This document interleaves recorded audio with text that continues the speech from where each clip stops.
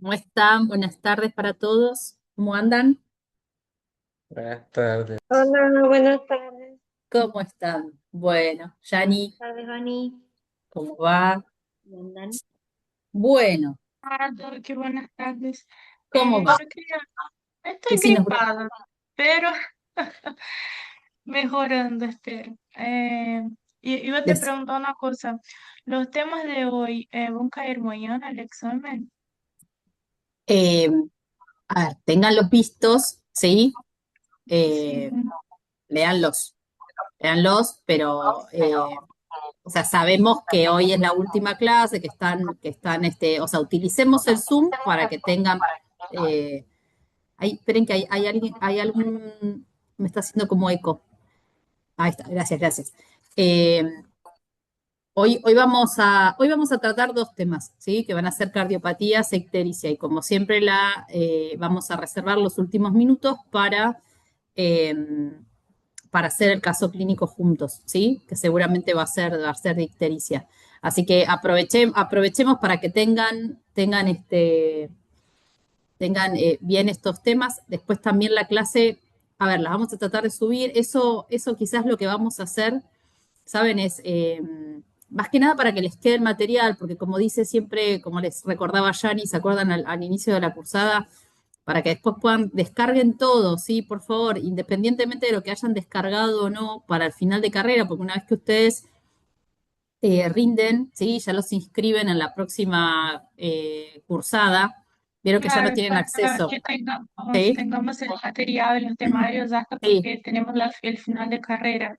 tal Pero cual. como Así que estamos bien enfoque en los otros y en este repasamos, sería esto.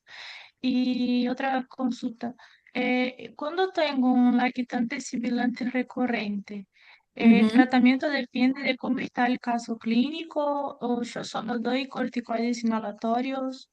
Esto me queda un A poco ver, así, esto, el de tratamiento. hecho, mira, un poco justo el tema que mencionás, vas a ver que hoy lo vamos a tomar, porque si ustedes recuerdan, ¿se acuerdan cuando a ver, nosotros les dijimos, bueno, a ver, cuando nosotros tengamos un paciente con bronquiolitis, uno de los diagnósticos diferenciales de la bronquiolitis es un paciente cardiopata. Digo porque hoy vamos a ver cardiopatía y ictericia. Entonces, quizás en ese momento resultaba raro. ¿Por qué una bronquiolitis resulta ser un diagnóstico diferencial de cardiopatía? Bueno, en realidad, quizás hoy van a ver que la auscultación de paciente, en realidad en insuficiencia cardíaca descompensada, ¿sí? Más que nada, es el paciente que seguramente puede tener, por ejemplo, esa auscultación más húmeda de la bronquiolitis, por ejemplo, ¿no? Ah, y obviamente el paciente vos lo ocultás, la ocultación cardíaca y tiene un soplo, ¿no? Que el paciente solo con una cuestión respiratoria como la bronquiolitis no lo tiene. Hay otra cosa que ahora ya la podemos decir para que la tengan bien en contexto cuando ahora veamos los pacientes con cardiopatías.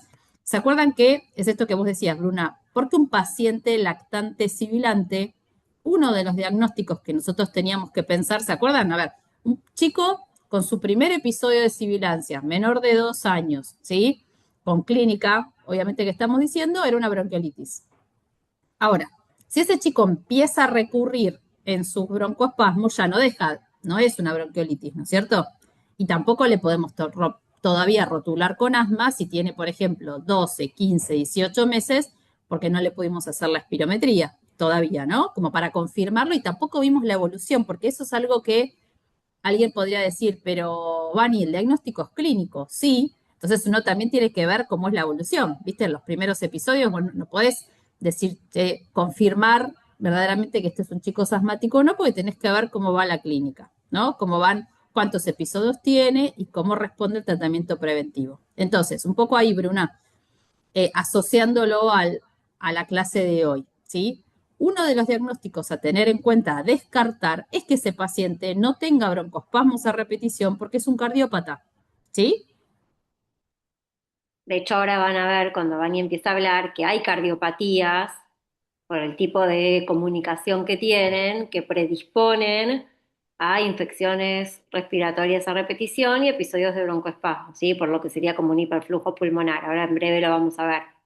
¿Sí? Sí, yo Entonces, sé sí, que tenemos que hacer los diagnósticos diferenciales, tenemos que hacer los estudios de acuerdo a lo que pensamos, bien, Bruna, cardiopatía, tuberculosis y todo esto. Pero reflujo, pregunto, tuberculosis, antes asma, de de hecho, saber, claro, bien, antes de saber un diagnóstico en sí, hago una conducta de un corticoide ahí va, inhalatorio y ahí va, hago lo que... exacto, ahí va dos cosas, Bruna, o sea, plantearse, ¿cómo vas a prevenir, ¿sí? Los episodios, más allá de que vos lo estudies, porque si es un cardiópata, y como dice Yanni, que solo, si encontrás que el chico tiene una CIB, y bueno, hay que resolver la CIB, evidentemente.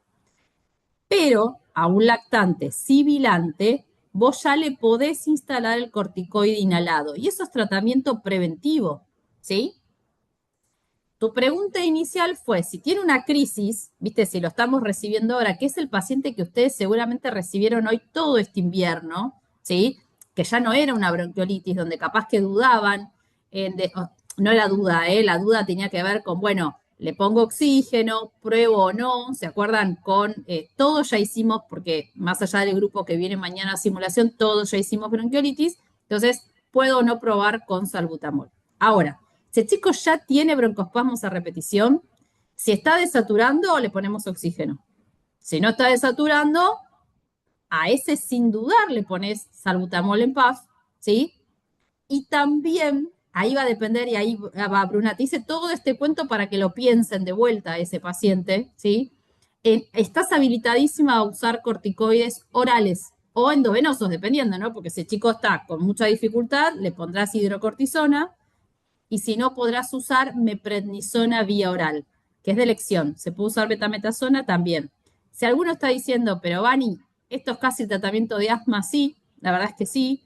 Quizás uno cuando lee, viste, el tratamiento, vieron que hay una actualización, de hecho tenemos que ver, si bien no es una actualización todavía, no está como de alguna manera validada, vamos a ver cuál es el consenso de la SAP. Vieron, Gina, hay una actualización muy, muy reciente. Veremos después cómo impacta esto en el paciente pediátrico.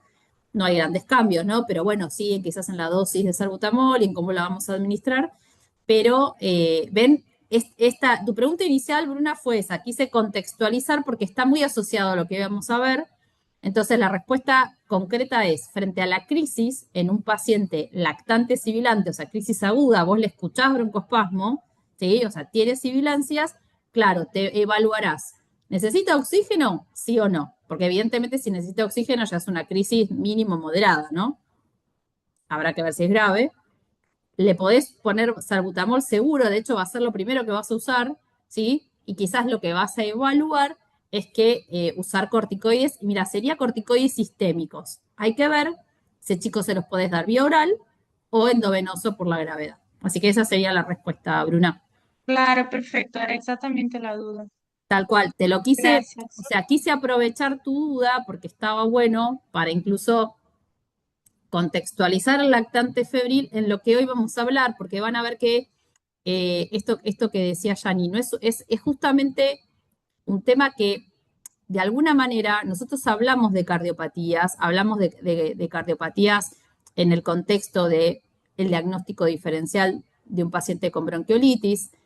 Y hablamos, por ejemplo, de cardiopatías en el estudio, o sea, de los diagnósticos que uno debe descartar en el contexto de un lactante sibilante. Así que incluso dando como este marco podemos empezar lo que va a ser la presentación típica de un paciente con cardiopatía, que, a ver, nosotras siempre les decimos con Yani, ¿no? Eh, a ver, cuando Doc, ustedes... Sí, perdón. buenas. ¿Cómo estás? Bien, bien. Una pregunta rápida. Ujú. El tema de la clase grabada, suben, digamos, no sé, mañana o, no sé, miércoles. Su pregunta Mira, es más que nada porque sí, estoy guardando todo. sí, tal cual. Mira, creo que lo que podemos hacer mejor es, porque capaz que no nos llega, ¿viste? Entonces, seguro quédense tranquilos que el link de la clase grabada se lo mandamos a Bárbara de coordinación y les pedimos que lo ponga en el chat. ¿Les parece que hacemos así? Ah, O bien, incluso si quieren, escríbanos algunos, ¿sí? Al mail, se lo mandamos, capaz que a uno o dos, y después ya obviamente repártanselos a ustedes, entre ustedes. Pero igual a Barbie se lo mandamos. ¿Les parece? Hacemos así, porque va a ser perfecto. lo mejor, ¿sí? Tal cual, eso está bueno. Así quedamos todos y les queda para después verlo. Descárguense todo el material, que eso está bueno. Porque después vieron que igual chicos como siempre, ustedes saben, si algo les faltó y demás, no hacen más que mandarnos eh, eh, y nos escriben al mail y les mandamos, capaz que faltó algún consenso o se les pierde algo, no hay problema. Saben que muchos nos van a volver a ver en APS y los que no, eh, saben que no duden en escribirnos. Así que si hagamos así, que me va a ser lo más práctico. Entonces, a ver, esta primera parte vamos a abordar el paciente cardiópata, ¿sí? Que como siempre decimos con Yani, a ver, nosotras queremos de alguna manera mostrarle las presentaciones clínicas pediátricas típicas, porque a ver, lo que ustedes, eh, y pensarlo de esta forma, cuando uno tiene un paciente en insuficiencia cardíaca, en el contexto de un paciente pediátrico, rápidamente uno tiene que pensar que la causa son las cardiopatías congénitas, ¿no? Puede haber otras causas, sí, de hecho, por ejemplo, la miocarditis no es algo para nosotros que sea como muy, a ver, quizás no es tan frecuente, pero siempre lo tenemos en la cabeza porque ustedes saben que, o sea, de hecho, las causas virales son las más frecuentes de miocarditis y por eso nosotros siempre lo tenemos, sobre todo en un contexto, miren, piensen así, cuando nosotros tenemos un paciente con dificultad respiratoria, ¿sí? Que en realidad está muy taquicárdico, que cuando vemos nosotros lo ocultamos, quizás no tiene gran clínica, ¿sí? Respiratoria, es más, vos decís, che, pero casi no tiene sibilancias, el chico está muy agitado, ¿sí? Y está sobre todo muy taquicárdico, siempre le decimos a los papás, ¿no? Y puede tener antecedentes de broncoespasmos o no, le decimos, ¿le hiciste salbutamol? La verdad es que no, entonces esa taquicardia, si no hay tanta clínica respiratoria, la verdad que siempre nos prende. La causa cardíaca, en realidad, les diría, la entidad es la miocarditis, y uno, por ejemplo, una de las primeras cosas que hace es hacer una radiografía porque rápidamente encontrás la cardiomegalia, entonces eso te obviamente ya te empieza a orientar en lo que es el diagnóstico, pero por eso es que planteamos el paciente cardiópata pensando en las cardiopatías, ¿sí? Porque claramente es lo más frecuente. Entonces, siempre queremos que piensen esto. Nosotros les vamos a presentar dos pacientes típicamente de acuerdo a la clasificación de las cardiopatías. Así que hay mucha gente que en este momento, o mejor dicho, todo este aula, que somos 53 personas, restémonos nosotras dos, Yani, tienen que volver, se acuerdan, a pensar en esas clases de embrio, ¿sí? Seguramente muchos de ustedes tuvieron a Caro de docente, porque hay que pensar en la clasificación, es decir, nosotros cuando tenemos un paciente cardiópata, lo primero que tenemos y sospechamos cardiopatía es pensar si la presentación es típica de una cardiopatía congénita cianótica, ¿se acuerdan? O una cardiopatía congénita acianótica, ¿sí? Entonces, fíjense en que este paciente de 2 meses, que los papás lo traen, y miren, esto es muy típico y queremos como si fuera que lo subrayen.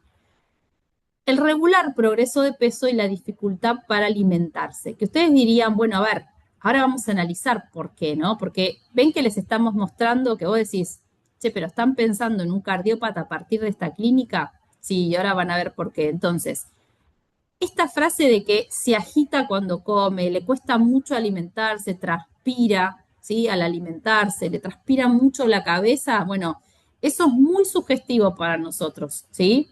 En realidad los papás te dicen así porque lo ven sudar en la cabecita, ¿sí? Y obviamente va a haber una repercusión en el progreso de peso, ¿sí?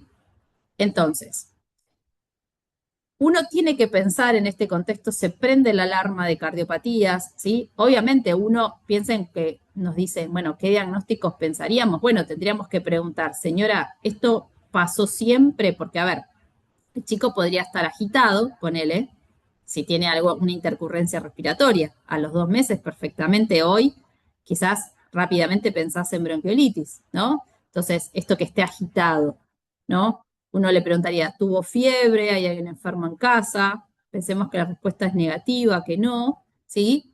Y aparte la mamá te diría, no, le pasa siempre, Doc, quizás desde que nació, o sea, siempre le costó alimentarse, se agita cuando come, ¿sí? Eso es muy, muy sugestivo de cardiopatías. Entonces, cuando imagínense, nosotros vamos a revisar este paciente, si bien notamos que está conectado, reactivo, está taquicárdico, ¿sí?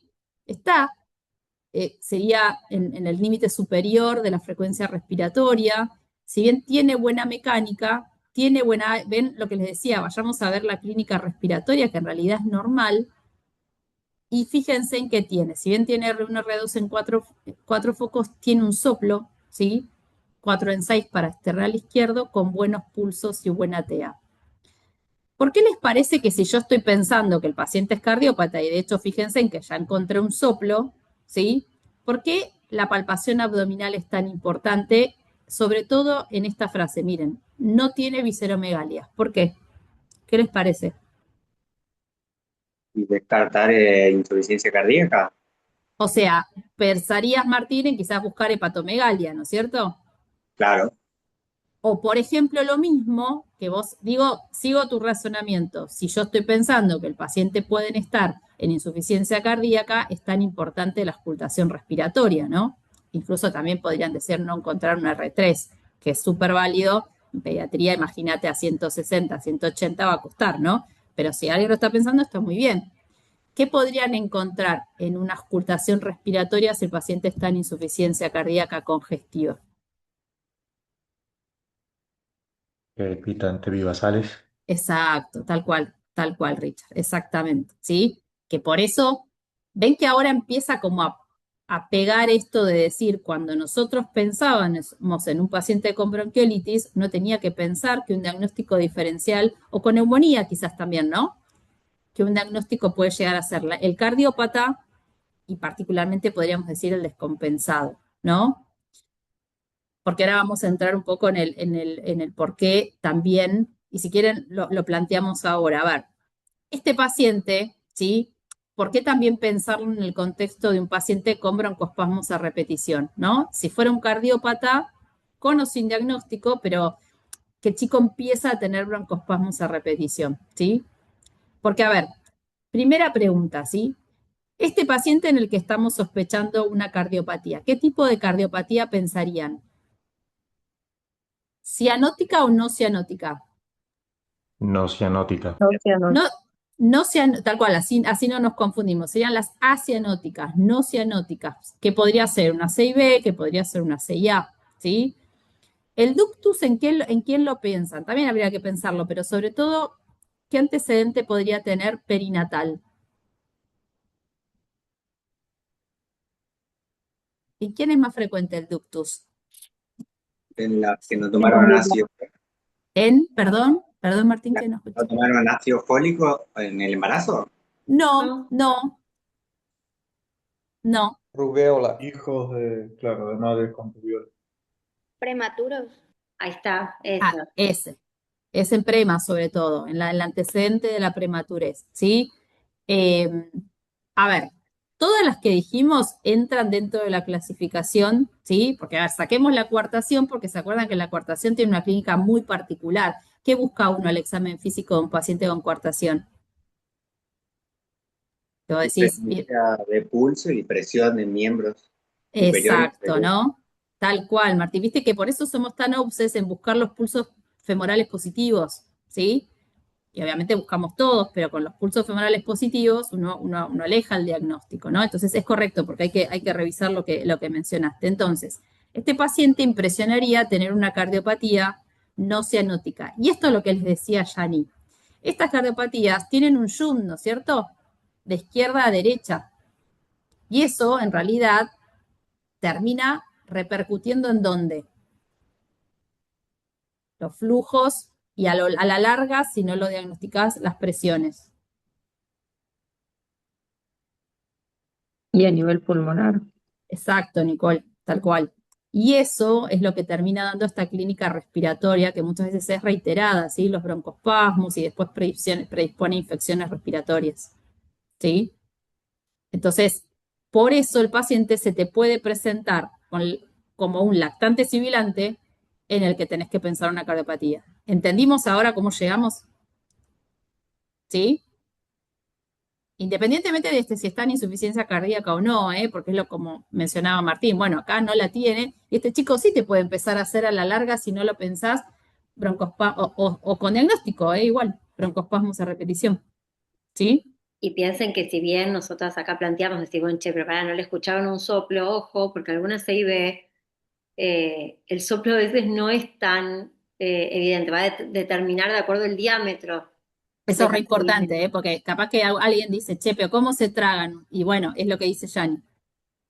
Incluso, piensen que cuanto más pequeñita la CIB, va a soplar más. Claro. Cuanto más grande, sopla menos y encima te da más repercusión, te va a terminar dando más hiperflujo y a la larga más clínicas respiratorias, ¿se entiende? Por eso de alguna manera la alerta y por eso es tan obses de cuando chiquititos ir a buscarlas, ¿sí? Pero claro, fíjense que, por ejemplo, para seguir un poco con los diagnósticos, no se presentó con las crisis típicas de cianosis que ahora les vamos a mostrar, ¿sí? Entonces, estas preguntas nos parecieron importantes para que recuerden esto, ¿no? Por ejemplo, qué antecedentes o qué estudios realizados en la mamá fueron muy importantes pensando en el contexto, ¿no? De las cardiopatías. Y lo mismo que esta, ¿no? ¿Qué otros antecedentes? A ver, y por ahí lo mencionaron, hay que pensar en las TORCH. Por eso es que uno iría a pensar en qué serologías le hicieron a la mamá, ¿sí? O sea, mejor dicho, qué serologías y cómo fueron las serologías que le dieron, que le dio a esta señora en cada uno de esos trimestres, ¿no? Que uno busca. Mencionaron rubiola, uno igual tiene que pensar en todas, ¿eh? Por ejemplo, CMV, que puede llegar a ser muy frecuente. Uno debe pensar en todas, ¿sí? Chagas, incluso por nuestra región. Como así también, que perdón que si lo dijeron, me parece que creo que lo mencionaron, por ejemplo, hijo de mamá diabética, ¿sí? También hay que pensar en cardiopatías. Y otra de las cosas que uno quizás queríamos mostrarles acá es, recuerden la asociación eh, de alteración cromosómica, vamos a decirlo así, ¿sí? Y cardiopatías, que por eso uno podría pensar en la edad materna avanzada, ¿sí? Uno podría pensar típicamente en la trisomía, ¿sí? Del 21 en el contexto del síndrome de Down. ¿Se entiende por qué quizás? O sea, es importante, ¿no? Y hay otros síndromes genéticos también que están asociados a cardiopatía, ¿sí? Que quizás son muy, más allá, por ejemplo, Turner es otro, que capaz que está asociado más a valvulopatía en realidad, pero después, quizás pensando también en mutaciones, hay otros síndromes genéticos, ¿sí? Pero esto más que nada tenía que ver con antecedente obstétrico, sobre todo tiene que ver con que piensen en la edad materna avanzada asociado a cromosomopatías, ¿sí? Y por eso el tema de asociarles los datos al examen físico, ¿sí? Porque ya sea pensando en alguna de las infecciones congénitas, ¿sí? O incluso en cromosomopatías, uno tiene que ir a buscar al examen físico, ¿sí? A ver, por ejemplo, en síndrome de Down, ¿se acuerdan el fenotipo característico, la hipotonía, ¿sí? O por ejemplo, si pensás en CMV o en rubiola, como ustedes dijeron, ¿no? Ir a buscar el resto de las malformaciones asociadas, ¿sí? Por eso es tan importante el resto del examen físico, ¿sí? Y acá es parte, ven, de lo que decíamos, pensar, por ejemplo, en trisomías, en antecedente de mamá diabética, en la edad materna, ¿sí?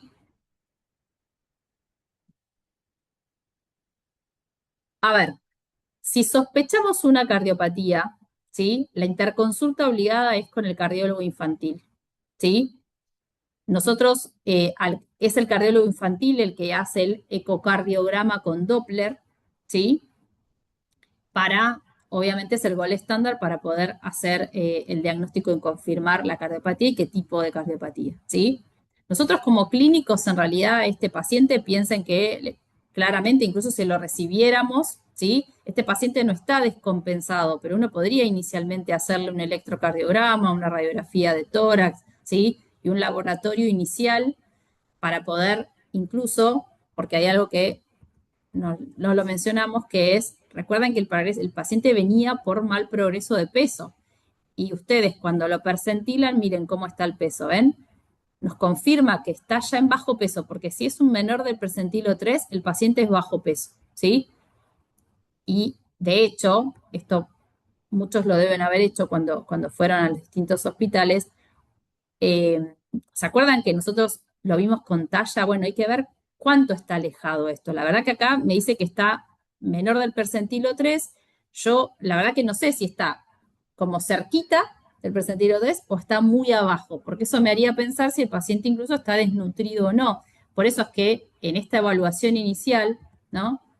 El ecocardiograma con Doppler es para el diagnóstico de la cardiopatía, sin duda. Ahora, nosotros como clínicos pensemos el paciente en todo su contexto, ¿no? O sea, el laboratorio también sería para evaluar si está anémico o no, más allá de que a un paciente cardiópata una anemia no le viene nada bien, ¿no? Incluso lo puede descompensar, ver todo su perfil nutricional, ver su función renal, ¿sí? Un medio interno de este paciente, ¿sí? Y ni hablar las serologías, como les decimos, ¿eh? Porque, miren, uno lo que va a buscar, acuérdense, en las radiografías de tórax, además de la silueta en sí mismo cardíaca, recuerden los campos pulmonares, ¿no? Y sobre todo si están sospechando que el paciente está descompensado. Un electrocardiograma y el ecocardio. Fíjense en que el ecocardio les confirma el diagnóstico, ¿no es cierto? Una comunicación interventricular, ¿sí? Siempre les planteamos esto con respecto al tratamiento. Nosotros lo que queremos es que las cardiopatías las estudien de esta forma, ¿no? Primero, que tengan muy claro la clasificación, qué cardiopatía entra dentro de cada una de las dos grandes clasificaciones, ¿sí? Que obviamente hagan este camino, ¿no? Del pensar, obviamente de que el ecocardiograma Doppler y el cardiólogo infantil es la interconsulta y el estudio, el gol estándar para diagnosticarlas. Y con respecto a la clínica, lo que queremos es que pónganse el soplo, ¿sí? O sea, la cardiopatía y el soplo típico, o sea, la clínica típica que va a tener cada una de las cardiopatías para que las puedan, sobre todo, pensar, ¿sí? Y con respecto al tratamiento, la verdad más que nada lo que sí quizás nos importa es que puedan reconocer si el paciente está descompensado o no en el contexto de su cardiopatía, ¿sí? Si tiene signos de congestión y tienen que pensar en tratar esa insuficiencia cardíaca congestiva, que sería con furosemida, ¿sí? Y por otro lado, o sea, en el aspecto ya cardiológico, quirúrgico, ahí no queremos que se la compliquen muchos chicos, porque, a ver, por ejemplo, en la CIB va a depender, con lo que decía Yani, depende del tamaño, ¿sí? Si la mayoría de las que son pequeñas pueden evolucionar a cerrarse solas, ¿sí? Cuando el defecto es muy grande o cuando la cardiopatía, por ejemplo, no responde al tratamiento médico, ¿sí? O evoluciona a la hipertensión pulmonar, claramente la indicación es quirúrgica. Así que sepan eso está más que suficiente. Esto, de hecho, siempre les decimos, nosotros les estamos presentando las cardiopatías clásicas, pero esto se puede complejizar y muchos de ustedes nos contaron que vieron pacientes con ventrículo único, que incluso hay cardiopatías que son tuctus dependientes, o sea, es mucho más complejo. Nosotros quisimos, obviamente, darles quizás dentro de las cardiopatías el paciente más típico, ¿sí? Doc, una preguntita. Sí. Decinos, Richard. No me quedó claro los diagnósticos diferenciales de las cardiopatías acianóticas. ¿Cuál sería siendo miocarditis? ¿Qué No, más? quizás acá lo que apuntó es que registren que es no cianótico y dentro de las acianóticas que pongan cuáles son las entidades, Richard. Sobre todo es eso, ¿sí? O sea, CIA, CIB y ductus. Con eso estaría más que bien. CIA, CIB y ductus. Y Perfecto. ductus. Gracias, O doc. sea, porque, o sea, vas a ver, y miren, y por eso les confirmo acá, diagnóstico de certeza, en este caso es una CIB, y el tratamiento, quizás podrían poner tratamiento médico, ¿sí? En el sentido de que, y eventualmente, esto te podríamos preguntar, si el paciente no responde al tratamiento médico, tratamiento quirúrgico. Pero es del especialista, o sea, no nos vamos a meter mucho más que en eso, ¿sí? Doc, ¿y el ecodoppler es transtorácico o esofágico? Esofágico. Eh, Ay, Yani, cómo es que lo pedíamos? Se me hizo una laguna.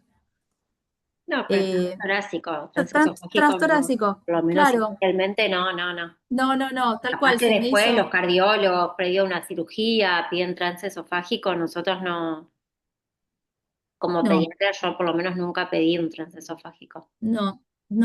A- Aparte me parece que por como, viste, es el bebito, no lo requieren, ¿eh? Pero, ¿ves? Ahí habría que preguntarle, ¿ves? Esto es bien del especialista. O sea, como Quizás, pediatra para empezar, claro, no, o sea, no. No. De hecho, estoy pensando si alguna vez nos vimos en esa situación y no, para no nada, lo recuerdo. no. No. Eh, voy a ir a leer ahí, me dejaste pensando. Eh, bueno, y esto sí, esto es muy importante, ¿sí? Porque, ¿se acuerdan que nosotros les dijimos, esta es una presentación típica en un paciente con regular progreso de peso, incluso a veces hasta sin mucha más sintomatología? Siempre pensamos, ¿viste? ¿Se acuerdan como alguna vez les planteamos que hay que pensar en infección urinaria? ¿Sí? Hay que pensar en cardiopatías y quizás preguntarles por qué tiene el regular progreso, que pensemos juntos por qué tiene el regular progreso de peso, ¿sí? Estos pacientes tienen, de alguna manera, aumentado su metabolismo basal, ¿sí? Es como, o sea, siempre nos explican en realidad más que nada los médicos nutricionistas, porque esto es muchas veces una consulta que se hace, una interconsulta. ¿Por qué? Porque por ejemplo, a ver, los cirujanos, en realidad los cardiocirujanos, quieren que el chico entre con un mejor peso a la cirugía si vos lo tenés que operar. Incluso vieron que eso va a ser mucha relación con lo que va a ser la albúmina, ¿vieron? O sea, siempre va a ser mejor que lleguen así a la cirugía. eh, y los nutricionistas te dicen, hasta que no lo operen, el chico no va a aumentar de peso. Entonces entras como en un círculo. ¿Qué pasa? Estos pacientes tienen su metabolismo basal aumentado. Es como que cuando si comieran, como si corrieran una maratón, ¿sí? Gastan mucha energía en simplemente alimentarse. Yani siempre también comenta, ¿no? Que, que de alguna manera ¿cómo explicás vos, Yani, esto de que la irrigación está comprometida en realidad, ¿no? Piensa en esto, que si yo estoy yunteando de izquierda a derecha, estoy aportando mucha más sangre a lo que es al lado derecho del corazón y en definitiva la aorta se está quedando con menos sangre. O sea, el flujo Entonces, anterógrado sería, ¿no? O claro, o sea, sea, tal lo que cual. sería es como hipoperfusión a nivel de los tejidos y obviamente siempre vamos a priorizar tejidos fundamentales, riñón, cerebro, corazón y capaz que la piel, el intestino no sería, entonces no sería raro en estos chicos, por ejemplo, que tengan palidez, ¿sí? Sobre todo frialdad en las Claro, extremidades tal cual. y justamente por una menor irrigación a nivel intestinal tampoco absorben tan bien los nutrientes. Entonces, fíjense que en definitiva este mal progreso de peso, regular progreso, como que empieza a ser como multifactorial, ¿sí? Imagínense esto si encima el chico es down, con lo cual tiene hipotonía y dificultad para succionar. Ven cómo van agregando motivos y empieza a ser multifactorial, pero también tiene mucho que ver esto, ¿no? O sea, como que al juntear para el lado derecho del cuerpo y te queda menos sangre que te va a irrigar el intestino y mal absorbés también. No es que mal absorbés, no es que tiene una diarrea mal absortiva, sino Claro, que claro, no es eficiente la absorción de los nutrientes. tal cual. Y queremos mostrarles que, a ver, la presentación clínica del cardiópata con una cardiopatía cianótica, ¿sí? Fíjense que quizás acá, este power se lo subo ya, ¿sí? Ahora cuando están en esta segunda parte hablando de ictericia con Yani, ya se lo subo para que les quede bien. Nosotras les dimos en realidad a este paciente un contexto más de un chico más grande, ¿sí? Que también llega con dificultad para respirar, y que ven que acá está el antecedente. La madre te dice, cuando llora se pone azul, ¿sí? Y también va a tener mal progreso ponderal por toda esta explicación incluso que estuvimos viendo. Uno tendría que adaptar esta explicación particularmente a un tipo de cardiopatía cianótica, que ahora vamos a pensar cuál. Pero miren, dentro de los antecedentes, ¿sí? Fue un término, peso adecuado, pero esto les queríamos explicar. Les dimos un contexto de alguna manera, por ejemplo, un mal control en el embarazo, ¿sí? Y un paciente con un mal control posterior, porque, ven, mostrarles, ¿no? Vacunas incompletas, que no posee seguimiento, porque que llegue este paciente a los 2 años de vida sin diagnóstico, y nos tendríamos que replantear muchas cosas, chicos, que se hicieron mal en realidad. Entonces, darles un poco el contexto de por qué podría llegar un paciente así, ¿no? Acá es muy evidente el preguntar esto, el preguntar las crisis de cianosis, que es lo que te está diciendo la mamá, cuando llora, un chico más grande cuando hace un esfuerzo, incluso a veces hasta el esfuerzo defecatorio les genera las crisis de cianosis, y llegan a ver esto, ¿sí? ¿Ven que se ve? Que está como medio azulado, violeta, ¿sí? Que se acuerdan que con muchos de ustedes les decíamos, ¿no? Que en el maniquí, en el dispositivo en simulación, le fuimos marcando dónde es que podían llegar a ver esta cianosis. A veces las crisis son tan severas que el chico literalmente se pone azul, negro, todo, y es mucho más extenso, pero si no, a veces puede llegar a ser muy sutil para que puedan llegar a notarlo, ¿sí? Doc, Este paciente, sí, decime, tengo una duda, porque las cianóticas en algún momento se podrían volver cianóticas. ¿te acordás que podrían llegar así, ¿no? A la larga y en la evolución, claro, Ok. claro. Eh, por eso les queríamos poner esto de plantearles con Yani el contexto de por qué les puede llegar. Fíjense, en este paciente, vamos a ir primero por la cardiopatía. 2 años, está taquicárdico y tiene un R21 con un soplo sistólico en el borde superior externo, ¿sí? Esta, si ustedes se acuerdan, esta es la auscultación muy típica de un paciente con Fallot, ¿sí? Con la tetralogía de Fallot. Pero además, fíjense, es un paciente que llega en realidad en mal estado general, y fíjense en lo que les resaltábamos. Es un paciente que está taquipneico, con tiraje, y lo que mencionaba el compañero, con rales crepitantes bilaterales bivasales, ¿sí? Este paciente está en insuficiencia cardíaca congestiva. Y hacemos una aclaración. Este paciente está desaturando, y capaz que muchos dicen, podría estar peor este chico en realidad, porque piensen que él basalmente desatura. Y si encima está cursando una insuficiencia congestiva, todavía esto es peor, ¿sí? ¿Se entendió el paciente? Por eso esta doctora dice, ¿sí? Que con muchos de ustedes también lo hemos charlado, ¿sí? En el contexto así de simulación. Fíjense en cuando aceptan las guardias, porque a esta doctora le dijeron, vas a estar de guardia con todas las especialidades de activa, ¿no? Van a estar con vos, porque hoy fíjense en que esta doctora está recibiendo un paciente en el que sospechas una cardiopatía cianótica descompensado. Este paciente se interna absolutamente y hay que tratarle su insuficiencia cardíaca congestiva, ¿sí? Porque después hay un montón de cosas que te siguen haciendo pensar, ¿no?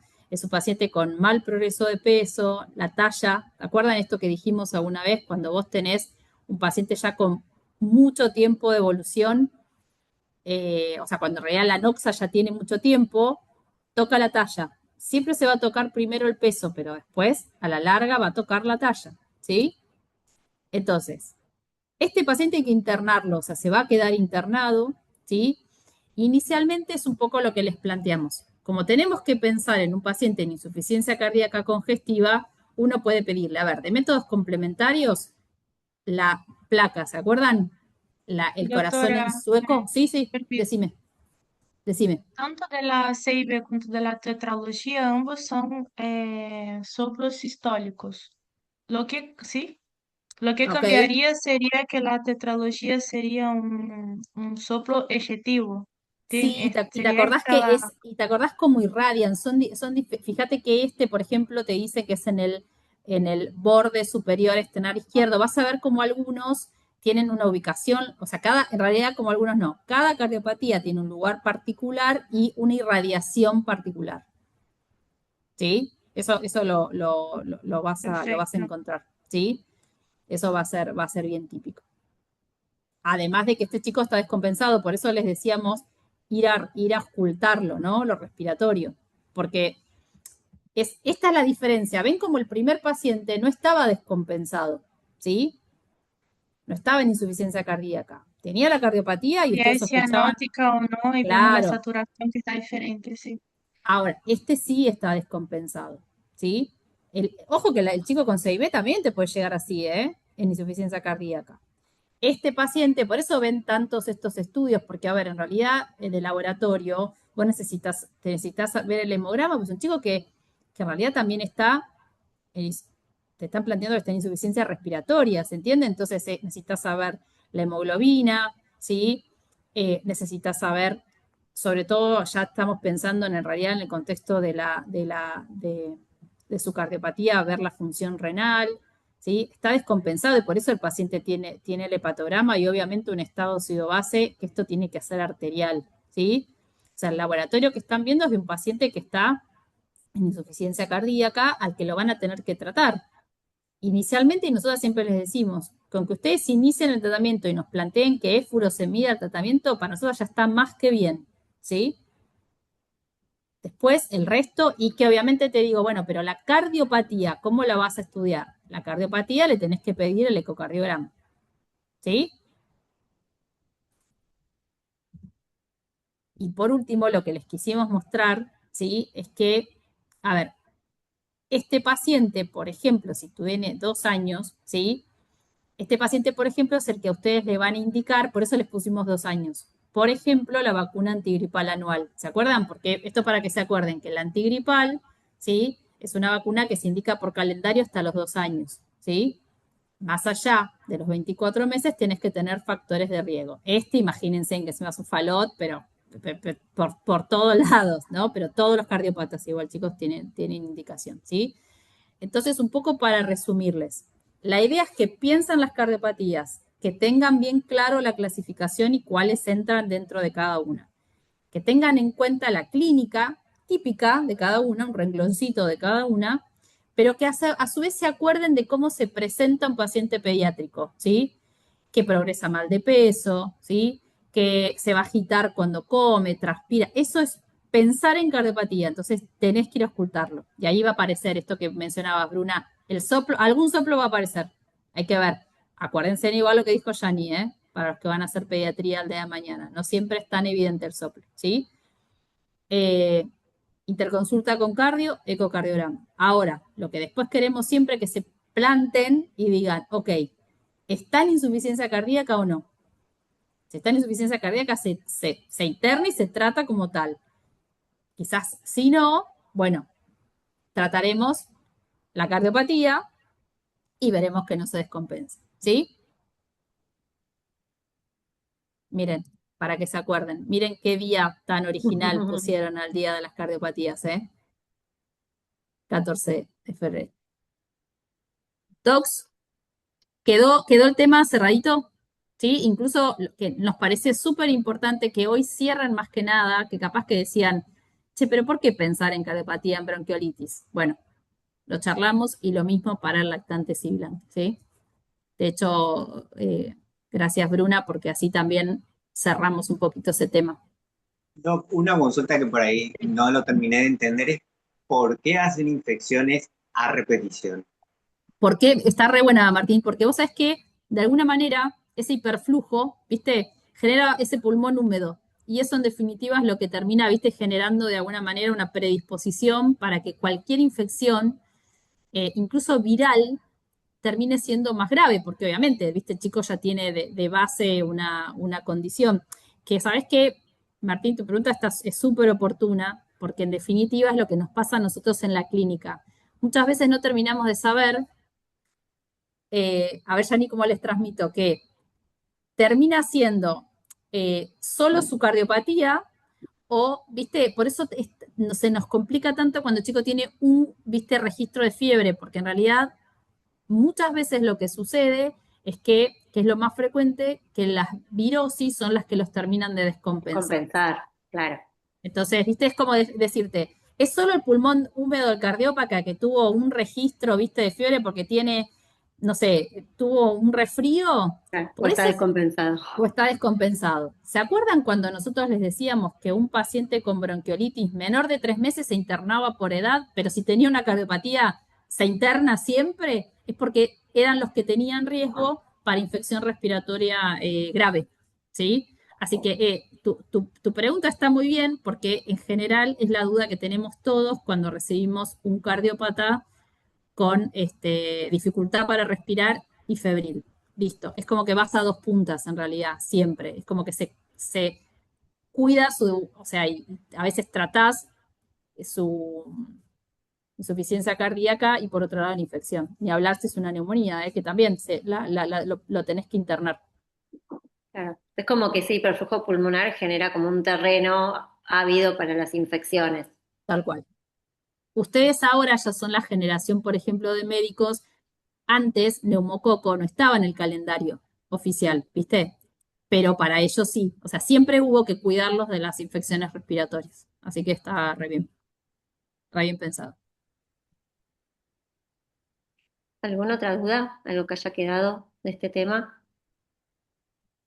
Mientras Yanni pone el power de ictericia, siempre contarles esto, chicos. Muchos de ustedes han pasado por centros que les permitió ver estos pacientes y complejos, pero en serio, si alguno está pensando en hacer cardio y quiere charlar un poco de la especialidad, porque a veces a nosotras se nos limita el tiempo para contarles, ¿no? Y poder contarles un poco la complejidad. Como siempre decimos, muchos quizás no se tientan en un niño sano el día de mañana para que esa sea su especialidad, pero sí estos pacientes, ¿sí? Podríamos hablarles y contarles de cirugía prenatal también, en el contexto de las cardiopatías. Así O que incluso seguimiento de adultos adultos, claro. digamos, que han sido operados con cardiopatía. Piensen que todo esto avanzó un montón.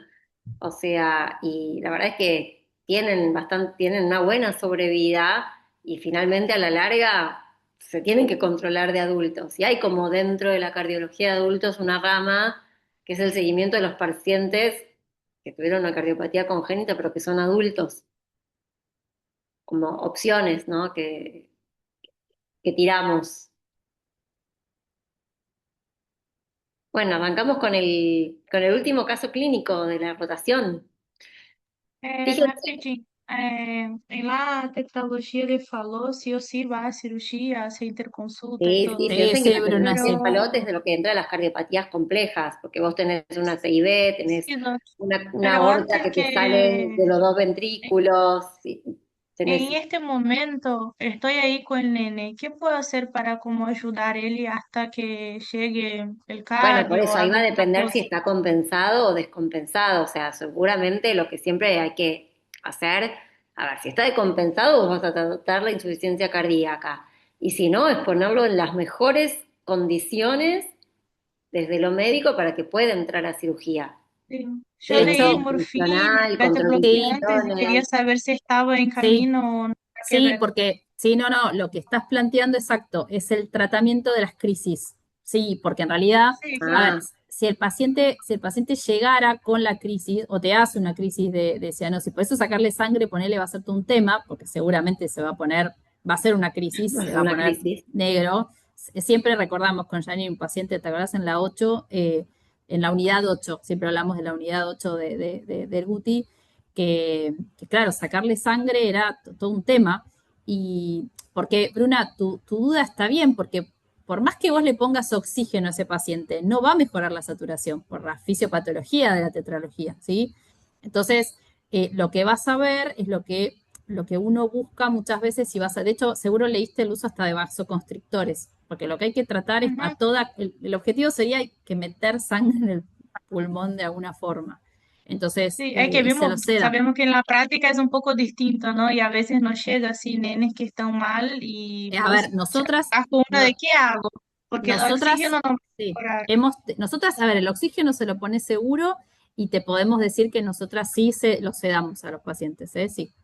Ah, Hasta entendí, ahí, entendí. hasta ahí es más o menos el manejo que El tuvimos manejo nosotros. médico, tipo clínico. Perfecto, Después, perfecto. obviamente, imagínate que ese paciente a los 3 minutos fue llevado a la sala de cardiovascular para el manejo de este especialista. Dale, dale. Bueno, arrancamos entonces con el último caso clínico, ¿sí? Que fíjense que viene a la guardia un bebé de 72 horas de vida y viene de esta manera. ¿Cuál es el motivo de consulta de este bebé? La Ictericia, pues. ictericia. Ictericia, ¿sí? ¿Ven? La coloración amarilla, ¿sí? Amarillenta de la piel. Bueno, habría que ver bien las mucosas. Acá las escleróticas están bastante bien, ¿sí? Pero claramente el motivo de consulta de este bebé de 72 horas de vida es la ictericia, ¿sí? Cuando viene un bebé con esta edad, ¿sí? Con 72 horas de vida, o sea, tiene 3 días, y aparece con ictericia. ¿Cuáles son los planteos diagnósticos iniciales que uno empieza a pensar? Ictericia fisiológica neonatal. Ok, ictericia fisiológica es una opción. Y Al- Puede ser una hemólisis, una hemolítica o una de las hemolíticas. ok, pensando en hemolíticas, ¿cuáles serían como Army. las causas más frecuentes en este? Déficit La de glucosa incompatibilidad. citrato. Ok, incompatibilidad, muy bien. Y de las incompatibilidades, ¿cuáles tenemos? ABO y RH. RH. Perfecto. ABO, sí, o sea, el sistema ABO y RH. ¿Algún otro diagnóstico diferencial ante un paciente con ictericia? Policitemia. Podría ser, Infección, ¿y tú? ok, muy bien, infecciones, ¿sí? Este Mira, de paciente, hecho, ahora obviamente que perdón, ¿sí? más que policitemia, quizás nosotros por frecuencia, pensaríamos más en poliglobulia, Poliglobulia. con él, ¿no? Está esto que están diciendo de infecciones, ITU, ¿sí? Que habíamos dicho que tranquilamente podría generar ictericia. Obviamente que vamos a ver el estado general del paciente, ¿sí? Tranquilamente esto podría, pensar que tiene 72 horas de vida, este paciente así tenga una infección urinaria, tiene altísimo riesgo de hacer una sepsis neonatal, ¿sí? O sea, es un bebé muy, muy, muy chiquitito, ¿sí? Y Domi, es pensando, relevante, perdón, 72 horas de vida, ¿no? Podemos pensar en una ictericia fisiológica, interrogar sobre cómo fue ese embarazo y ese parto antes perfecto, de hecho, de... está buenísimo esto que estás planteando y marcaste algo que es como que pensaste en ictericia fisiológica que tiene 72 horas de vida, porque de hecho, si la ictericia hubiera aparecido a las 24 horas de vida, ¿pensarían en fisiológica? No, menos de 24 No, centros ya, patológicos. Exacto, no es lo contrario. exactamente, o sea, tenemos que dejar pasar por lo menos 48 72 horas para poder pensar en la ictericia fisiológica. Y justamente ahí, Martín, justo en lo que viene abajo, ¿no? O sea, ¿qué datos de la anamnesis serían relevantes preguntar en este paciente? La hora de aparición. Sí, la Póngale que apareció madre, ahora. el factor sanguíneo, Muy grupo y bien, el factor factor, sanguíneo. perfecto. Del También si hay embarazo. antecedentes en la familia, si Ok, hubo como algún de los bebés. perfecto. Si tuvo capaz algún hermano y también tuvo ictericia fisiológica, estaría muy bien. Si nació Y término o pretérmino. Perfecto, bien, tiene 72 horas de vida, todo el perinatológico, eso es fundamental. Sí, porque aparte incluso van a ver que esto después a la hora de decidir conducta es muy importante, saber la edad gestacional, el peso de nacimiento. ¿Qué otra cosa sería importante en un bebé de 72 horas de vida? Si está haciendo algo, ¿de qué manera? La alimentación. Perfecto, muy bien, la alimentación, ¿sí? Y siempre que preguntamos alimentación, otra cosa que preguntamos, ¿qué sería? Diuresis, Las catar. deposiciones. Perfecto, diuresis y catarsis, excelente, ¿sí? Vieron cómo fueron completando desde lo que son los datos perinatológicos, ¿sí? Esto podríamos preguntar el tipo de parto, si por ejemplo, si fue cesárea el motivo, ¿sí? De por qué fue cesárea, si fue un parto donde hubo, no sé, por ejemplo, necesidad de hacer forceps, ¿sí? Vieron que hay algunas lesiones, ¿se acuerdan? Los cefalohematomas y algunas capaz que en un parto un poquito más difícil, que después podrían aumentar el riesgo de generar ictericia, ¿sí? Y después todo esto que estaban diciendo, ¿no? Isogrupo, isofacto, o sea, buscar, sí, grupo sanguíneo de la mamá y el bebé, antecedentes familiares y yendo al actual, cómo se está alimentando, si está cambiando los pañales, diuresis y catarsis, que obviamente esto nos va a hablar si de la alimentación está siendo buena y también del estado de hidratación que va a tener el bebé. Entonces, fíjense, de antecedentes perinatológicos, el embarazo fue controlado, las serologías son negativas, el parto fue vaginal, fue un nacido de término de peso adecuado, pesó 3 kilos, ¿sí? Tuvo una internación conjunta y alta a las 48 horas. ¿Se acuerdan? Ah, no, nada, no dijo nada. Acá fíjense, hizo grupo, hizo factor y tiene una prueba de Coombs directa que es negativa. La alimentación está con lactancia materna exclusiva a libre demanda.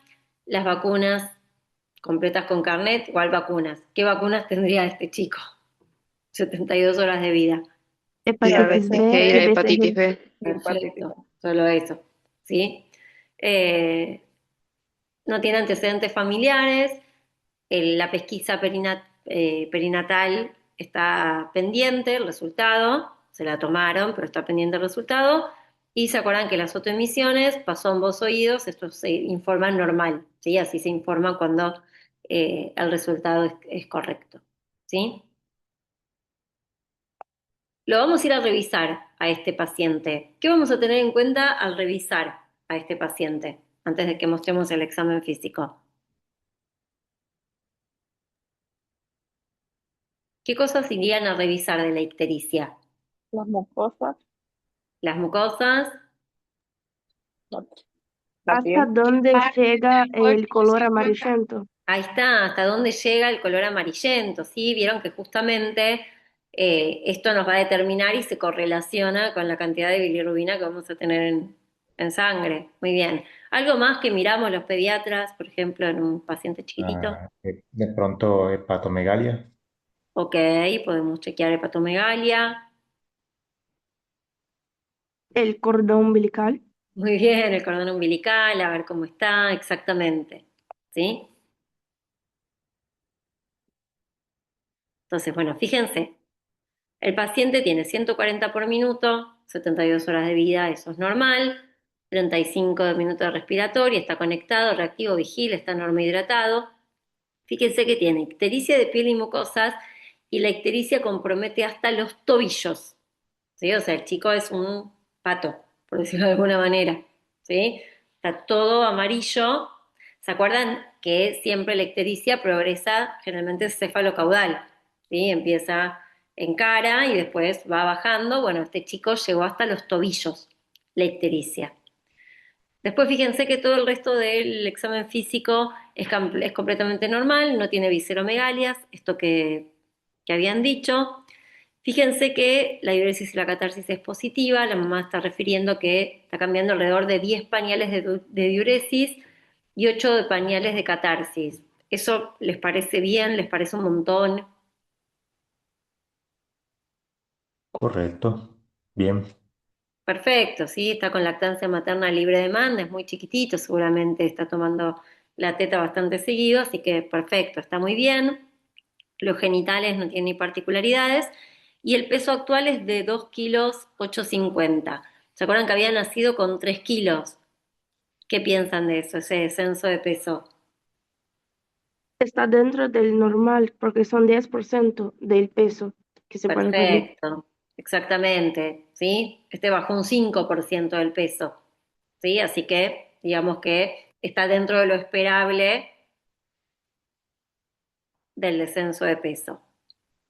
Entonces, en este paciente que como dato positivo lo único que tenemos es la ictericia, que tiene isogrupo, isofactor, que el paciente más allá de la ictericia tiene un examen físico normal, que no surge ningún otro dato, que está con buena diuresis, buena catarsis, se está alimentando bien, el descenso de peso es el adecuado. ¿Por qué diagnóstico de los que planteamos inicialmente nos inclinamos? ¿Qué les parece?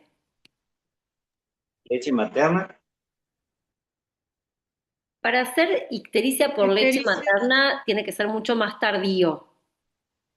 ictericia fisiológica del niño. Perfecto, toma mucho más relevancia lo que es la ictericia fisiológica, ¿sí? Esto que plantean de la ictericia por leche materna, primero que es un diagnóstico ya como de descarte, ¿no? O sea, después de haber estudiado otras causas, podría ser la ictericia por leche materna, pero es una ictericia que se prolonga muchísimo más en el tiempo, ¿sí? No en un paciente tan chiquitito por edad.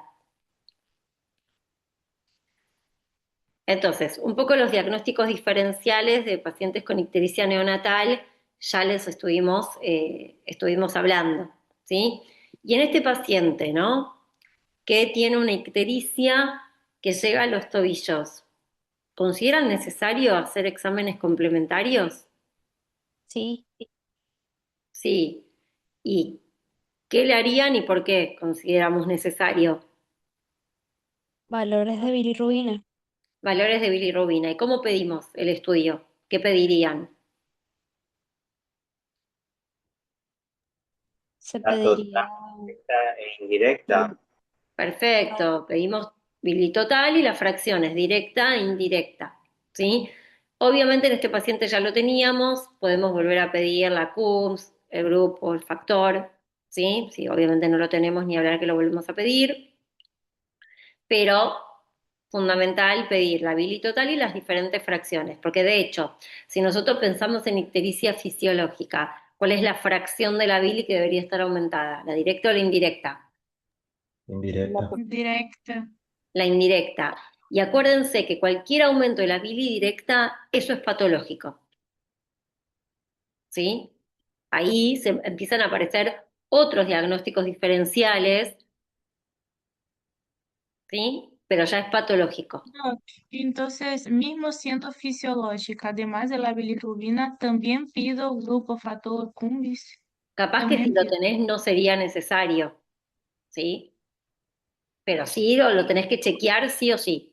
Y si no lo tenés, Entendí. lo pedís, ¿sí? Entonces, pedimos bili total, discriminando las fracciones directas e indirectas, esperando que si fuera fisiológica nos dé a expensas de la bili indirecta. Y ya más o menos con un chico que tiene una ictericia, los tobillos, más o menos en cuánto piensan que va a estar esa bilirrubina.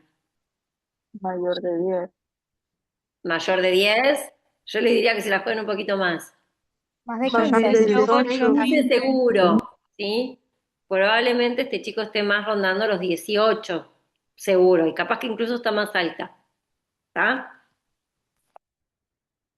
Obviamente que, a ver, si ustedes ven un chico que solo tiene la carita, esto se correlaciona con una bilirrubina mucho más baja. Capaz que en ese paciente no es necesario hacer el examen complementario, porque ustedes solo tienen la cara, ¿sí? Ahora, cuando yo ya veo que la ictericia está mucho más avanzada, y sí, la verdad es que necesito tener un valor exacto, ¿sí? No sé si vieron también capaz que en algunos centros que fueron, que tienen que le apoyan lo que es el bilicheck, ¿sí? Que es como es como un aparatito que se les apoya en el pecho y larga el valor de bilirrubina, pero bueno, ni hablar que en este paciente con una ictericia tan extendida, estamos obligados a sacar el laboratorio, ¿sí? Entonces, fíjense, bueno, este le hicieron como algo más extendido, pónganle que no teníamos, pensando capaz un poco en en estos diagnósticos que plantearon, de hemólisis, el hemograma normal, el hematocrito normal, plaquetas normales, la glucemia, un estado base normal, y fíjense que tiene una bilirrubina total de 21 con una indirecta de 20. Todo el resto de isogrupo, isofactor, todo eso es normal. ¿Sí? Entonces, el laboratorio también nos sigue apoyando el diagnóstico de ictericia fisiológica. Y ahora, ¿habría que tomar alguna conducta con este paciente con estos niveles de bilirrubina? Sí, tendría que hacer Fototerapia. la fototerapia. Perfecto, ¿sí? El diagnóstico, ictericia fisiológica, el tratamiento es la fototerapia o luminoterapia, ¿sí? Fíjense, seguramente acá lo ven, ¿sí? Ven cómo ponen a los chiquitos con la protección, ¿sí? En la luminoterapia. Y acá esto para que vean que muchas veces se usa esta tablita justamente para saber con qué niveles de bilirrubina los pacientes entran en luminoterapia. Y acá fíjense que es importante los antecedentes perinatológicos, porque por ejemplo, fíjense que categorizan a los chicos en bajo riesgo, un riesgo intermedio y un riesgo alto. Ven que nuestro paciente es un paciente que entra en bajo riesgo, pues es un paciente que tiene 38 o más semanas de vida. Ven que, por ejemplo, ya un paciente que tiene 38 semanas de vida, pero con algún factor de riesgo, o fíjense que ya tiene una edad gestacional de 35 a 37 semanas, ya no es de bajo riesgo. Y eso hace que entren en luminoterapia con niveles de bilirrubina cada vez más bajitos, ¿sí? En nuestro caso, nuestro paciente tenía 72 horas de vida, nosotros nos tenemos que guiar por esta línea, nuestro paciente es esta línea, ¿sí? Que son los pacientes de bajo riesgo, 72 horas de vida, fíjense que el valor para entrar en luminoterapia es de 18, ¿sí? Nuestro paciente tenía 20, bueno, sin duda que nuestro paciente tenía que entrar en luminoterapia, ¿sí? Pero fíjense que capaz que si nuestro paciente tenía 16, no tenía necesidad de entrar en luminoterapia, ¿sí? Entonces, es muy importante, digamos, catalogar al chico en qué, si es mediano riesgo, o sea, bajo riesgo, mediano riesgo o alto riesgo, y en base a eso, fijarse, ¿sí? Cuántos días de vida tiene, cuántas horas de vida y el valor de bilirrubina, ¿sí? Nuestro paciente, por suerte, era sano, ¿sí? Requería por lo menos 18 de bilirrubina para entrar en luminoterapia, ¿sí?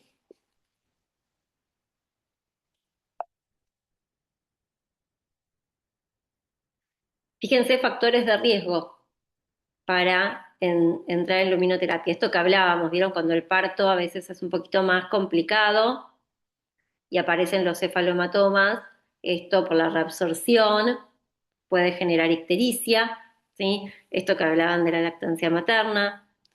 Siempre está la diabetes gestacional, acuérdense, factor de riesgo para patología siempre, el bajo peso, ¿sí? O sea, el progreso de peso, y la inducción del parto con oxitocina, ¿sí? Vieron que ahora cada vez, o sea, con todo lo que es el tema del parto respetado, armar un plan de parto, pero bueno, sepan que si durante el parto hubo una inducción, también aumenta el riesgo de ictericia, ¿sí? Esto un poco ya me adelanté y ya les pregunté cuáles son las vacunas que tenía colocadas este paciente y qué vacunas le van a dar a los 2 meses entonces a este paciente. Neumococo, rotavirus, Neumococo, simple, la, I- rotavirus, Y, la Pentavalente. la IPV y la IPV, ok. y la IPV. Ahí las dijeron todas, ¿sí? Acá tenemos lo que sería las que tenía recibido, las que recibió, ¿sí? Y las que iba a recibir ahora, ¿sí? Neumo, quíntuple, IPV y rotavirus.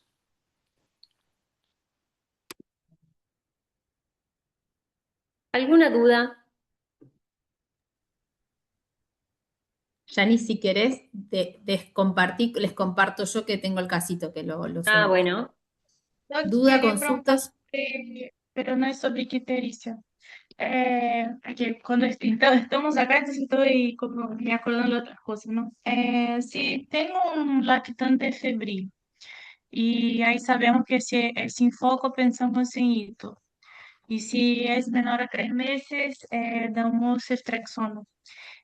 Pero si es un neonato, no puedo dar ceftriaxona. ¿Doy ampicilina y gentamicina Con o no? cefotaxim. ¿Mm? No Em, A escuché. ver, sí, vos lo que planteaste es el esquema que con el de que se una sepsis trata neonatal de bajo sepsis riesgo. neonatal, claro, ¿sí? Ujú. Em, que, que Es que está yo vi un perfecto, caso de ¿eh? Sí, sí, un nene sí. con 10 días y ahí dice, No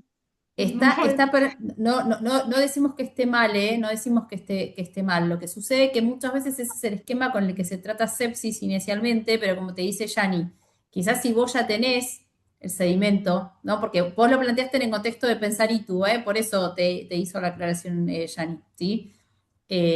Porque quizás podríamos llegar a empezar de esa forma en el contexto de sepsis neonatal, pero si vos ya tenés ese sedimento patológico y estrictamente uno podría decir que arranca con cefotaxim, al que sí le agregás AMPI, está bien.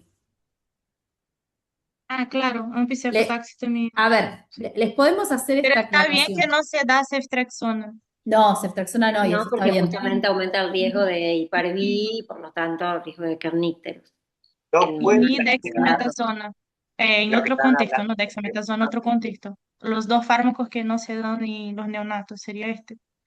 Dexa Dexametasona y no se da en ceftriaxona. meningitis, ¿eh? Solo en Sí, meningitis sí, otro se da. contexto, dice. Capaz que, ok, eso. no, Perfecto. Una Muchas preguntita, gracias. doctora.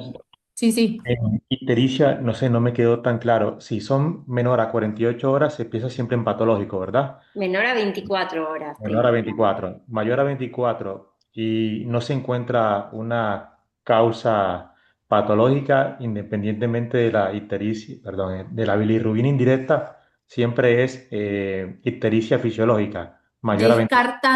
Descartando, Richard, ahí yo te diría, coma, descartando, lo que tenés que descartar es incompatibilidad. Incompatibilidad, Independientemente qué tan elevado esté la bilirrubina. claro. Siempre, o sea, vos, en realidad, miren, vos para poder decir que es fisiológica, Fisiológica, tenés que en, descartar que no haya en la otra mano tenés que tener isogrupo isofactor.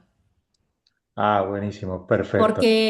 Porque en realidad, pensarlo de esta forma, el predominio va a ser igual en las dos, ¿no? O claro. sea, porque va a ser indirecto. Y de hecho, es más, el tratamiento es igual, porque les haces lumino, o sea, porque la luminoterapia se hace justamente por la hipervía indirecta, en realidad, ¿sí? Lo que sucede es que, a ver, si vos tenés una incompatibilidad, ya sabés con lo que estás luchando en realidad, ¿no? Si no, aparte, entre nosotros, chicos, hay muchas cosas, como siempre les decimos, ojalá mañana hicieran la especialidad y les podríamos decir, son mucho más graves las incompatibilidades, sobre todo la Claro, de RH. hecho la RH es muchísimo más grave que la del sistema ABO. Por eso piensen que vos ya sabés que se te va a venir la hipervía indirecta. Por eso este chico ya tiene riesgo. Lo van a leer en el contexto incluso no de fisiológica, sino de hipervía indirecta. Parece una sutileza, pero es distinto. Está bien, Richard, pensarlo así. Gracias.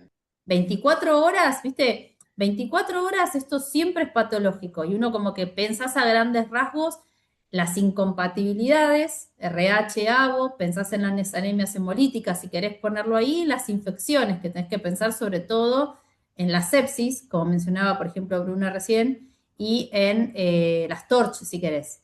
Después en el medio tenés las fisiológicas y después tenés las tardías, ¿sí? Que son más allá de justamente ponerle de las 72, ¿sí? Ya esos 3, 4 días. Ahí ya tenés que pensar en ictericias tardías. Y ahí pensás, vas a ver, por ejemplo, tenés que pensar en infecciones en las TORCH, sí, en infección urinaria también. Después pensás, viste, en las que son bien hepáticas, ¿no? Como decía Yani, o sea, no sé, quiste de Coledo, con malformación de las vías biliares. ¿Se acuerdan las del FEI, no? O sea, cuando pensábamos en hipotiroidismo, fibrosis Claro, quística, ¿sí? Que son galactosemia. galactosemia, fenilcetonuria, y empezás a pensar en las más ya tardías, ¿no? Puede ser una anemia hemolítica también, las tenés que pensar, pero empiezan a priorizarse estas otras causas. Gracias. Por favor. ¿Les Doctora, parece? Sí, decime, Martín, decinos. el caso clínico que preguntó la compañera sobre las fiebres sin foco, no, o sea, por lo menos yo no llegué a entender. A ver, las fiebres, sí, o sea, esto sería así, porque más que nada para que no se confundan en el tratamiento, ¿sí? Cuando vos tenés fiebre sin foco, lo que nosotras queremos es que piensen esto en el grupo otario. O sea, vos cuando tenés fiebre en un paciente y que no tiene nada el examen físico, lo que se impone es la edad, ¿no? ¿Por qué? Porque no es lo mismo que tenga, piénsenlo así siempre. En un bebito menor de un mes, eso puede ser gravísimo, porque tiene muchísimo riesgo de que esas infecciones sean bacterianas y que den bacteriemia, y que compromiso meningio, son chicos no vacunados. Entonces, por eso ven que esos chicos se internan, se los policultiva, PL, hemocultivos, uro, ¿sí? De hecho, ¿se acuerdan que el uro, por ejemplo, en esa población es la que puedes hacer suprapúbica, ¿sí? Sondaje suprapúbica. Entonces, lo que planteaba Bruna es, si yo tengo ese paciente, ¿qué tratamiento le hago? Entonces ella dijo, ampigenta. Ampigenta en realidad no es que está mal, pero es un esquema que se usa particularmente para el chico séptico en realidad, neonatal, ¿sí? Que la sepsis neonatal es otro gran capítulo, porque muchas veces sospechan sepsis en un chico que está en mal estado general o regular con el estado y que empieza a desregular la temperatura, que empieza a ponerle te hace una apnea, o sea, son síntomas que son relevantes y que uno encima, rápido, viste, siempre lo primero que hay que hacer es cubrir la infección. El esquema que mencionaba Bruna, ampicilina, gentamicina, es un esquema que se dice para sepsis de bajo riesgo, ¿sí? Pero si vos, por ejemplo, pensalo así, el lactante febril sin foco, vos le hiciste la PL, ¿sí? Le hiciste los hemocultivos y le hiciste el uro, y mejor dicho, tuviste orina, y en esa orina siempre primero sedimento y uro. Si ya te da de una mal el sedimento, ya tenés el foco, y ese es el foco urinario, ¿sí? Entonces, en ese paciente lo que te decía Yani es, ponele ya cefotaxim, ¿sí? Porque ya estás cubriendo directamente el foco urinario en un menor, lo que sería, ¿se acuerdan? El menor de 2, 3 meses, que sí o sí es endovenoso, y uno sabe que además tenés que agregarle AMPI porque siempre hay que tener cuidado con algunos gérmenes bien. ¿Se entendió así? Porque Martín sería el lactante febril sin foco, ya dejó de ser sin foco porque tiene el probable foco urinario. ¿Sí? Entonces ahí sería el de menor de un mes, ya tendría una ITU y ahí lo tratamos con cefotaxime más AMPI. Exacto. Sería así. Exacto, piensen que a ese lo van a internar seguro, menor de un mes, aunque tenga ITU, se interna. De Fíjense hecho, cómo cambiaba el panorama, o sea, ya capaz la bibliografía te va a 2 meses y ya ahí te cambia todo. Pero un de mes, hecho, de hecho, Nicola, ahí te diría, si vos incluso en un examen me decís, le pongo cefotaxim, te lo vamos a dar por válido, porque claro.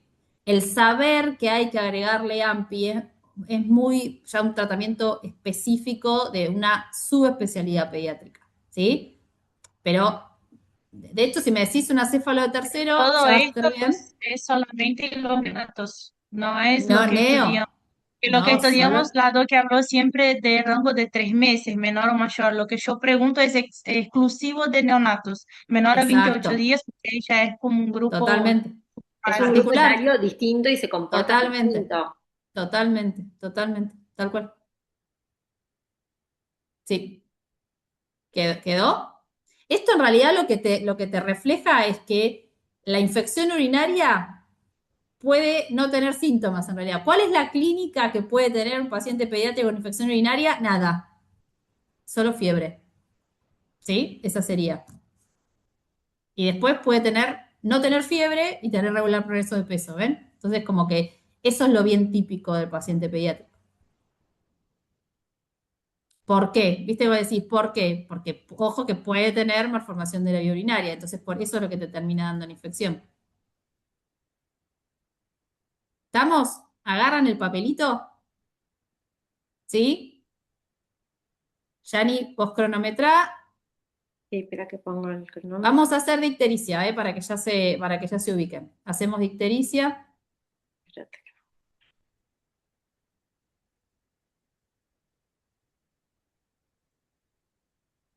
Son 6 preguntitas que capaz que en vez de tener las 5 parte A y parte B, en este caso son 6. Yo ya estoy, ¿eh?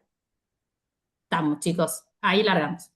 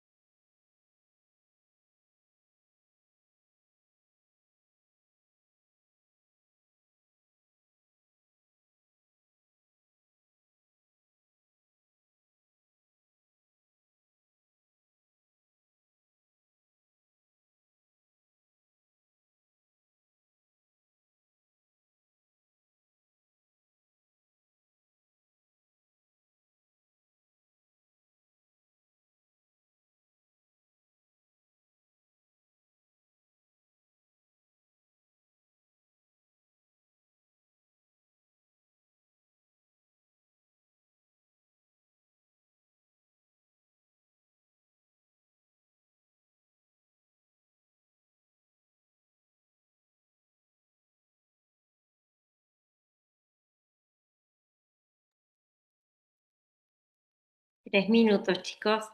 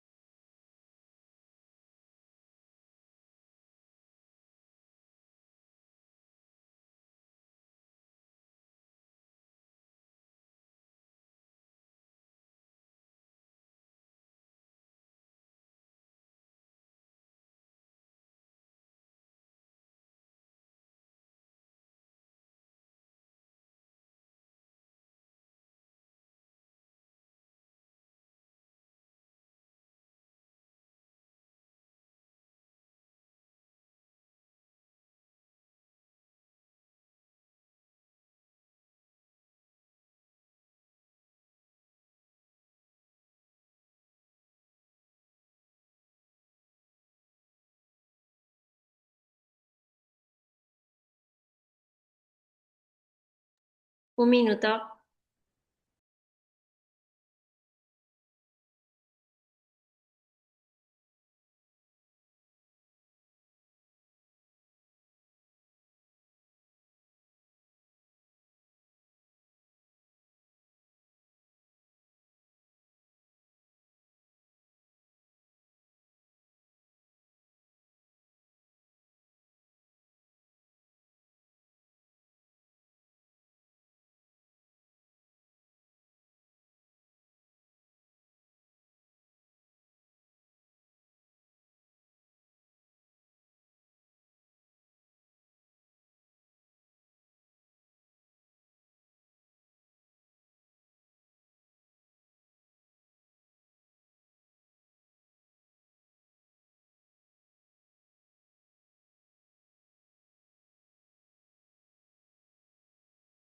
Bueno, tiempo.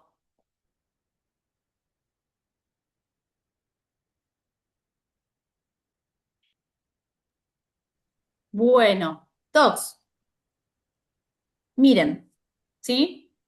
3 días de vida, consulta por, viene a control de peso, ¿sí? Pero más allá de eso, está ictérica. Y ya les, de hecho, ya les dicen, es muy concreto este caso clínico, ¿eh? Literalmente tomado hace un par de veces de final de carrera. Ya les dice que está ictérico hasta los tobillos, que el resto del examen físico es normal. Y ya como que les tira, fíjense en algunos como datos claves para que ya puedan poner su diagnóstico, ¿sí? Porque les dice, por ejemplo, que, bueno, alimenta a lactancia materna exclusiva, que está haciendo PIS y tiene catarsis positivas. Fíjense en los antecedentes perinatológicos, que es un término, peso adecuado. Te dice que su peso de nacimiento fue 3,5 kilos, ahora ese dato lo vamos a necesitar. Se fue de alta y fíjense en, que es un poco lo que hablábamos recién, ¿no? Ya te dice que es una ictericia isogrupo isofactor. Es entonces, ¿qué te está diciendo? No hay incompatibilidad, ni RH ni ABO, ¿sí?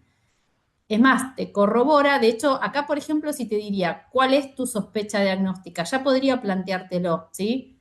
La sospecha diagnóstica es una ictericia fisiológica, ¿sí? Por el tiempo, porque no hay nada más, o sea, el tiempo de vida del paciente, no hay nada más al examen físico y te está descartando incompatibilidades, ¿sí? Quizás en un examen, en otra oportunidad hemos preguntado, bueno, ¿qué solicita para estudiar este paciente? Decinos, Si pongo tardía, ¿es incorrecto o no? O sea, ¿cómo? fisiológica tardía. Si pongo fisiológica tardía, Es ¿es que no es incorrecto o no? tardía, ¿eh? ¿No es? Porque pensá que tiene No, 72 horas de vida el paciente. de hecho es la edad, es Es ese la momento Bueno, como esperable. dale. típico de aparición, Bueno, ¿sí? gracias. Por favor. A veces les hemos preguntado después, por ejemplo, bueno, ¿cuál es tu sospecha diagnóstica? ¿Qué estudios le pedís al paciente, no? O sea, ¿cómo lo estudiás? ¿Cuáles son los estudios complementarios? Que son estos, ¿sí? Es pedir la bilirrubina total, ¿sí? Las fracciones de bili si quieren, ¿sí? O sea, en realidad, bili total, bili directa e indirecta, ¿sí? Muchos a veces nos agregan un hematocrito, no está mal, se pide muchísimo en la neo, ¿sí? No estaría mal. Y si no lo tuvieras, ¿sí? Porque a veces, vieron en la posta, por ejemplo, en el final de carrera, sobre todo el final de carrera, que pidan isogrupo, isofactor, porque yo después te doy los estudios, ¿entiende? Eso lo hemos hecho. Entonces, vos me pedís las bilirrubinas total, directa e indirecta, grupo y factor y CUMS, nosotras te damos y leen esto. Acá directamente el caso estaba planteado así, ¿sí? Entonces, Y este fíjense de lo, bilirrubina decinos, directa, porque el consenso como que yo lo entendí que si hay una bilirrubina directa mayor a 1 miligramo, se considera colestasis. 1 o 2, Martín. O Yo, dos. yo, yo lo leí de 2 seguro, ¿eh? Ah, bueno, lo tengo como No, 1. lo que puede ser, Martín, pará. Cuidado que puede ser, hay que depender la hora de vida, ¿eh? Eso capaz que puede ser así si ya lo pensás en un paciente más grande, ¿sí? Siempre chequear, pero 2 seguro y está bien quizás que te lo lleves para el resto de las edades, ¿se entiende? Eso está bien. Quizás por el tiempo de vida se puede correr ese valor, ¿sí? Eh, entonces, ya el tratamiento de este paciente es luminoterapia, porque fíjense en el valor total que tenés, ¿sí? Y claramente es a expensas de indirecta. No hay duda que la indicación es luminoterapia, ¿sí? ¿Cuáles son los factores de riesgo para ictericia fisiológica? Los factores de riesgo en realidad son muchos de los que con Yanni arreglar, vieron la última diapo del Power, ¿no? Que nos planteaba, por ejemplo, ¿no es cierto? El paciente que tiene, Inducido, perdón. parto inducido, diabetes gestacional. Claro, exacto, el cefalohematoma, tal cual, bajo peso, ¿sí? La Una consulta, lactancia, sí, ¿tengo que poner parto instrumentado por ahí para el cefalohematoma o con poner parto complicado ya entraría como correcto también? está bien. Igual te diría que más allá del parto complicado es sobre todo, viste, ese tipo de complicación, ¿no? Si El pones cefalohematoma, cefalohematoma. mejor. Claro, si pones ese cefalohematoma es mejor, ¿sí? La lactancia materna se la pone como un factor de riesgo porque tiene, incluso podés poner, ¿sabés qué? En la lactancia hasta las dificultades en la lactancia materna, Claro, ¿sí? Porque si el chico no se alimenta, claro, se va a relacionar más con eso. ¿sí? Ya sería Quedó, dificultad en la lactancia materna. eso sin duda, tal cual. Claro, que se Exacto. va a asociar seguramente a un mal progreso de peso y seguramente cuando se Infección, junten diuresis y catarsis. ¿Cómo? infección, La infecciones. infección ya no sería fisiológico. Ah, ok. Después podrían poner, van a ver que eliminación de meconio tardía, van a ver que los pacientes con síndrome de Down, pacientes quizás, mira, quizás con otro tipo de hematomas, ¿sí? Eso sí, entra. Bien, la pregunta 4, si un paciente, ven que hasta Para, una ahora, cosa ahí, Vani, sí, como que a mí a veces que también me cuesta, igual como que también un poco a veces pienso de ictericia fisiológica o de hiperví, digamos, ¿no? O es sea, verdad, sin eso es verdad. llamarlo fisiológico, porque vieron que, o sea, si hablamos de fisiológico es por toda esa inmadurez que tiene y eso, y acá de alguna manera estás teniendo una causa. Si tenés un cefalohematoma, vos tenés causa para tener una hiperví. De hecho, muchas veces con muchos de ustedes hemos hablado, porque muchas veces hemos presentado que el paciente tiene hasta un cefalohematoma. Y alguno de ustedes nos ha dicho, pero si tiene un cefalohematoma no es fisiológica. Y sabés que casi que tienen razón. Por eso Claro. está haciendo O sea, como que esta tiene riesgo aclaración. de aumentar su bilirrubina, va a entrar en luminoterapia, pero capaz que como que Lo queda como que, un límite muy finito ahí si es fisiológica o no. lo que quiere plantear Yani es que, por ejemplo, si el chico tiene un por ejemplo, si el chico tiene hasta un cefalohematoma, te la podés Claro, bancar. capaz que hasta No, ahí, no nosotras, digo, no nosotras, sino la bibliografía, porque algunos claro, directamente, si tienen el cefalohematoma, te lo sacan de fisiológica. Esto es porque tiene un cefalohematoma que reabsorber, o sea, tiene un hematoma que reabsorber. claro, Entonces, dejaría de ser fisiológica, ¿se entiende? Nadie les va a poner que está mal por un nada. cefalohematoma, lo dejamos claro, ¿sí? Pero está bien que se los digamos porque capaz que cuando ustedes leen la bibliografía van a ver que ese ya es un chico que tiene factores de riesgo para hiperví, que es lo que, por ejemplo, planteaba Richard, que en definitiva la incompatibilidad también es un riesgo, pero para hiperví indirecta, ¿sí? No anemia, no anemia, perdón, no ictericia fisiológica, ¿sí? Si un paciente tiene ictericia dentro de las 12 horas de vida, primero, ¿eso lo podrían considerar fisiológico? La respuesta es no, ¿sí? Patológico.